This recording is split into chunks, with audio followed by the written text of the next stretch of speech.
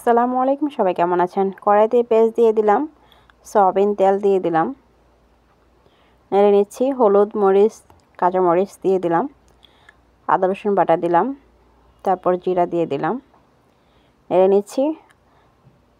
ইলিশ মাছের মাথা লেজ দিলাম, দিয়ে একটু কষে নেব 5 মিনিট। তো আমি আগে থেকেই পুঁই শাক আর আলু কেটে ধুয়ে রেখে দিয়েছিলাম, এখন দিয়ে দিলাম কড়াইতে।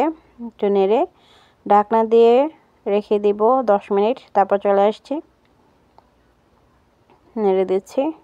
মাথাটা একটু ভেঙে দিলাম যাতে ওটাতে আপনার হলুদ মরিচ যায়। তারপর একটু লবণ দিয়ে দিলাম।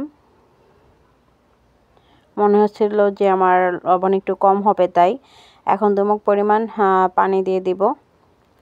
পানি দিয়ে নেড়ে এখন আমি ঢাকনা দিয়ে রান্না করে নিব আরও 10 মিনিট। দেখুন রান্না চলছে, নেড়ে দিচ্ছি এখন। তো মোটামুটি রান্না হয়ে গেছে, আলহামদুলিল্লাহ। দেখুন, আলহামদুলিল্লাহ।